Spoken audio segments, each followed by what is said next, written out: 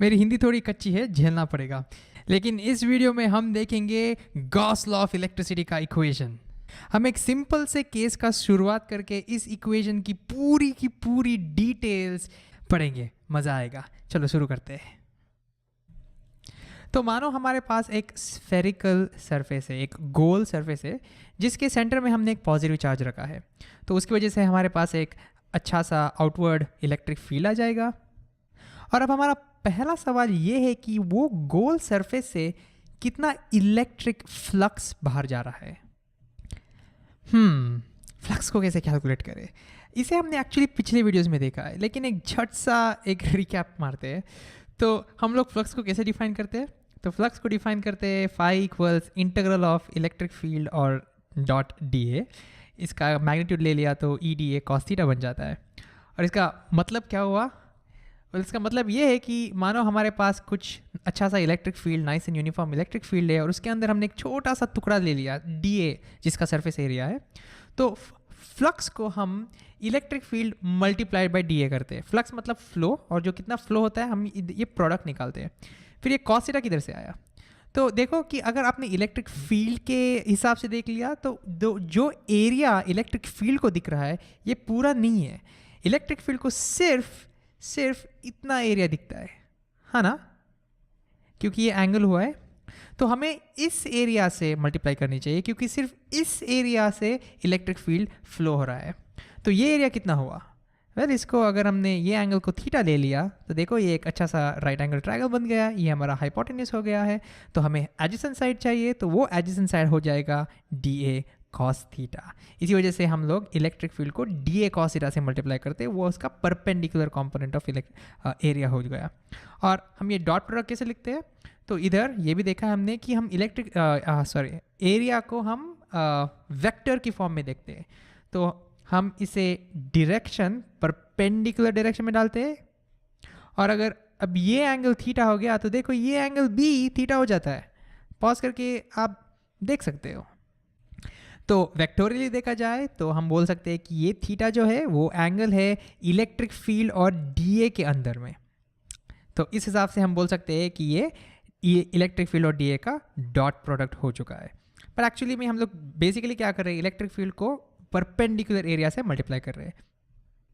और हाँ, ये मैं जस्ट याद कर रहा हूँ, हम लोग ये एक्चुअली पिछले वीडियोस में देखा है। सो अगर आपको रिवाइज करना हो तो आप पिछले वीडियो में जाके, जिसका नाम है electric flux in vector form, वो वीडियो जाके रिवाइज कर सकते हैं। तो चलो अब काम ये है कि हमें इलेक्ट्रिक फ्लक्स थ्रू ये गोल सरफेस निकालना है। तो कैसे निकाले? तो ऐसा करते हैं कि थोड़ा काम मैं करूँगा और फिर वीडियो पॉज करके थोड़ा काम आप करेंगे, ठीक है? तो इसे थोड़ा जूम इन करके देखते हैं। तो फ्लक्स कैलकुलेट करने के लिए मैं एक छोटा सा टुकड़ा लेता हूँ इधर। उस टुकड़े का एरिया मानो कि डी ए है, और वहाँ पे इलेक्ट्रिक फील्ड जो होता है इस जगह पे हम उसे ई बुलाते हैं। तो मेरा पहला सवाल ये है कि इस जगह पे थीटा का वैल्यू क्या हो गया? देखिए कि ये एक स्फीयर है, और आपको मैथमेटिक्स से आपको पता होगा कि स्फीयर की एक प्रॉपर्टी जो होती है कि उसकी जो सरफेस होती है ना, वो रेडियस को परपेंडिकुलर होती है सिर्फ। और ये डी ए जो है ये पार्ट ऑफ द सरफेस हो गया, और electric field along the radius है। इसका मतलब ये है कि ये डी ए जो है ना, वो पूरा डी ए इलेक्ट्रिक फील्ड को परपेंडिकुलर हो गया है। तो थीटा का वैल्यू क्या हो गया? थीटा का वैल्यू 90 नहीं होगा, क्योंकि थीटा जो है ना वो इलेक्ट्रिक फील्ड और डीए वेक्टर के अंदर का एंगल है। तो देखो डीए का वेक्टर इस दिशा में हो गया। आप अंदर भी डाल सकते हो, लेकिन हमारा रूल जो हम लोग फॉलो करते हैं वो है आउटवर्ड। सो हम डीए वेक्टर को कभी भी आउटवर्ड दिशा में डालते हैं। तो अब ये दो वेक्टर का एंगल क्या हो गया? तो सेम डायरेक्शन में है तो थीटा हो गया 0, ठीक है? तो 0 हो जाता है यहाँ पे थीटा।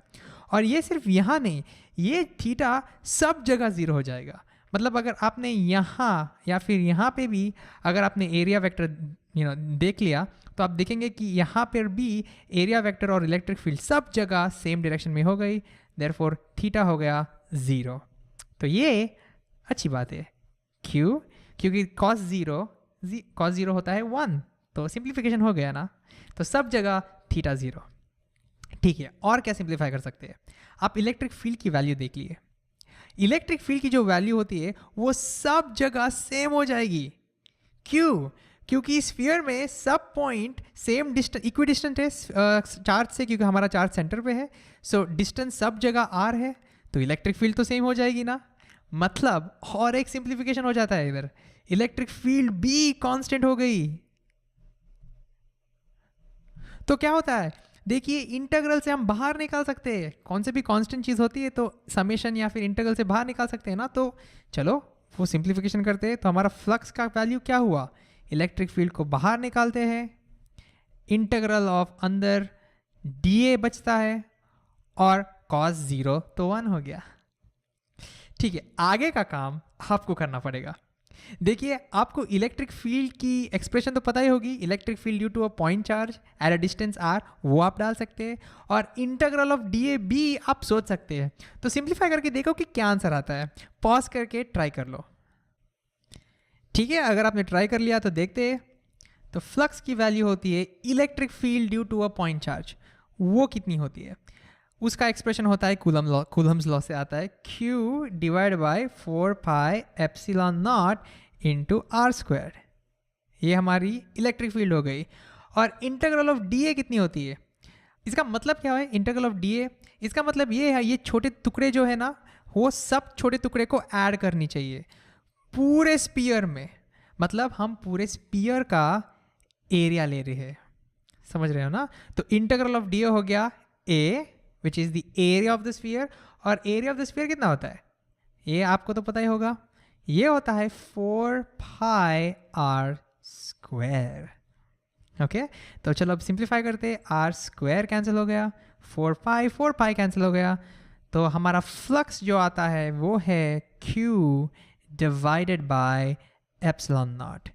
इसको बॉक्स में डालते हैं, तो इसका मतलब ये हो गया कि हमारे पास अगर ये पॉजिटिव चार्ज होता तो हमारा फ्लक्स पॉजिटिव है, आउटवर्ड फ्लक्स को पॉजिटिव बोलते हैं, और अगर हमारा चार्ज नेगेटिव होता तो इनवर्ड फ्लक्स आता, उसको हम नेगेटिव फ्लक्स बोलते हैं।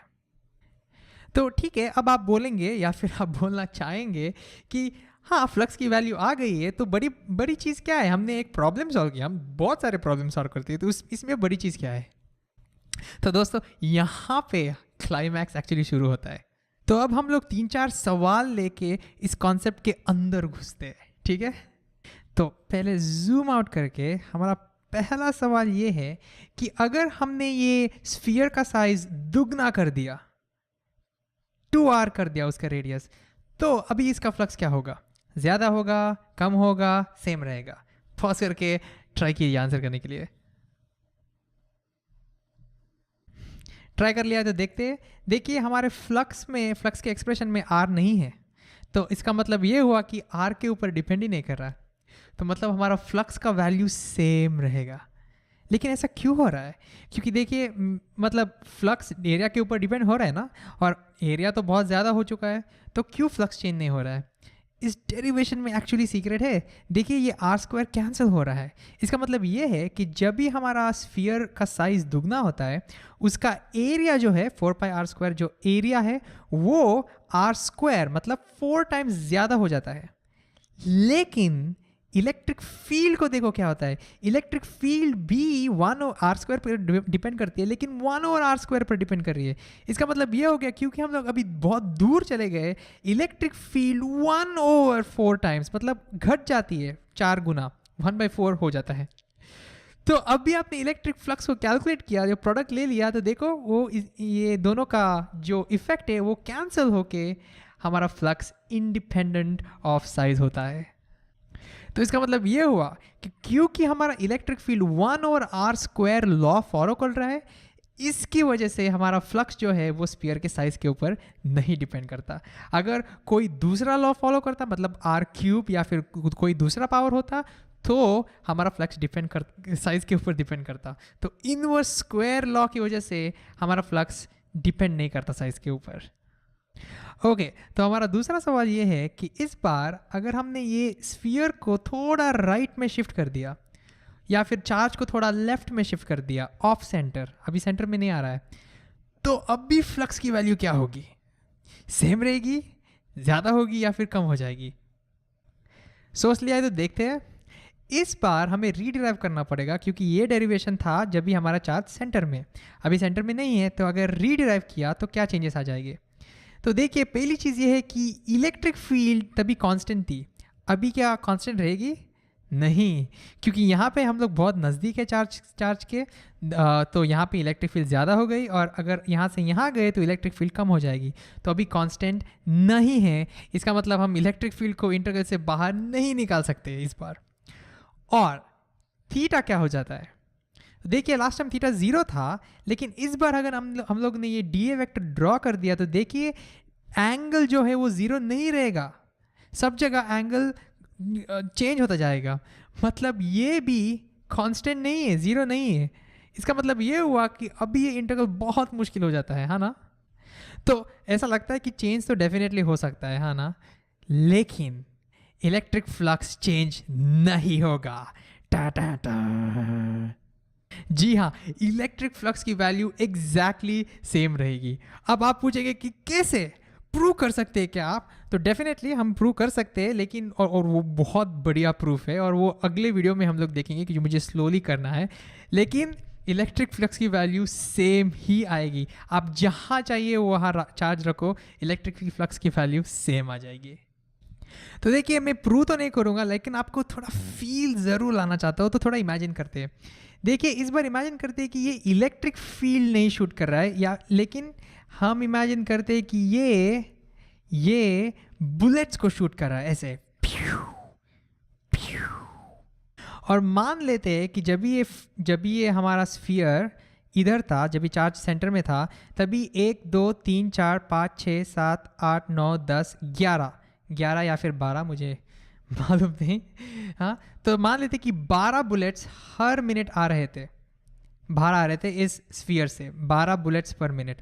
तो अब मेरा सवाल ये है कि अगर हमने हमारे स्फीयर को थोड़ा राइट में शिफ्ट कर दिया तो अब भी कितने बुलेट्स आएंगे पर मिनट इस स्फीयर से? देखिए चार्ज तो सेम है, तो बुलेट्स भी तो सेम अमाउंट शूट करेगी, वो तो चेंज नहीं हो जाएगी। तो अगर हमने टोटल कैलकुलेट किया तो 12 ही आनी चाहिए ना।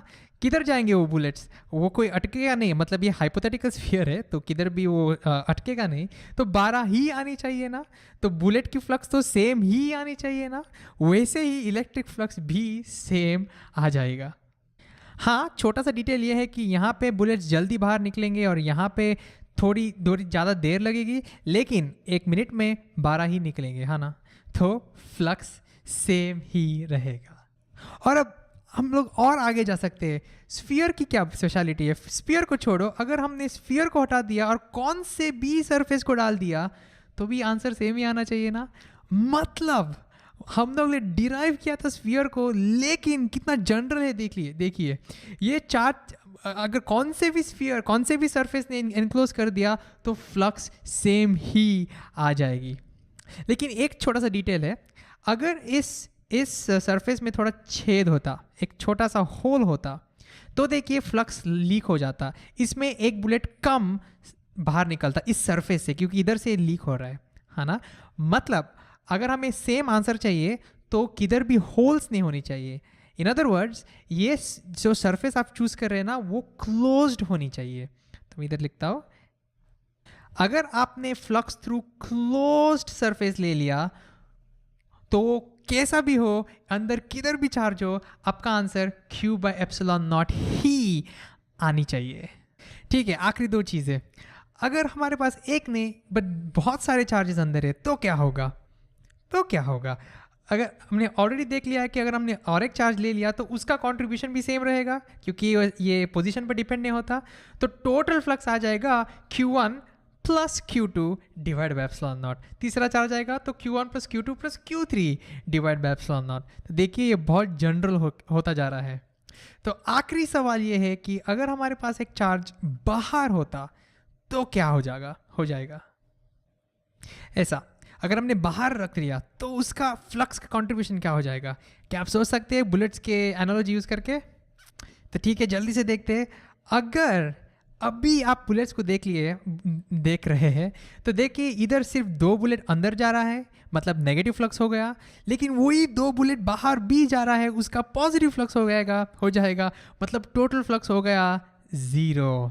तो अगर आपने बाहर कौन सा भी चार्ज रखा तो उसकी वजह से जो बुलेट्स अंदर या फिर बाहर जाते हैं वो इक्वल ही रहते हैं, मतलब उसका नेट कंट्रीब्यूशन होगा 0। मतलब बाहर के चार्जेस फ्लक्स को नहीं कंट्रीब्यूट करते, सिर्फ अंदर के चार्जेस। तो हो गया हमारा पूरा जनरलाइजेशन। इस पूरे कहानी को एक इक्वेशन में लिखते हैं। अभी इसको हटा देते हैं, तो एक लाइन में ये पूरी स्टोरी लिखनी होती तो हम लोग क्या लिखते हैं? तो हम बोलेंगे कि टोटल फ्लक्स, और ये हो गया हमारा गाउस लॉ, ठीक है, total flux through any close surface, कौन से भी क्लोज सरफेस ले लिया, और हम लोग इंटीग्रल में एक ऐसा 0 डालते हैं बताने के लिए ये कि क्लोज सरफेस है। तो क्लोज सरफेस ले लिया तो कितना आएगा उत्तर? आंसर आएगा टोटल चार्ज, जो चार्जेस अंदर है वो पूरे चार्जेस को ऐड कर लो। तो टोटल चार्ज, अगर चाहिए तो आप सिग्मा भी लिख सकते हो, डिवाइडेड बाय एप्सिलॉन नॉट। तो ये हो गया हमारा गाउस लॉ। चार्जेस जो बाहर आते हैं वो हमें इफेक्ट नहीं करते, वो इलेक्ट्रिक फील्ड जरूर डालते हैं यहाँ पे, लेकिन फ्लक्स को कंट्रीब्यूट नहीं करते। तो मतलब कमाल की चीज़ ये थी कि हमने फ्लक्स को डिराइव किया सिर्फ एक सिंपल केस में जो स्फीयर था और चार्ज सेंटर में था, लेकिन ये अभी एकदम जनरल फॉर्मूला बन गया है इलेक्ट्रोस्टैटिक्स का, एकदम बहुत इंपॉर्टेंट फॉर्मूला, गाउस लॉ।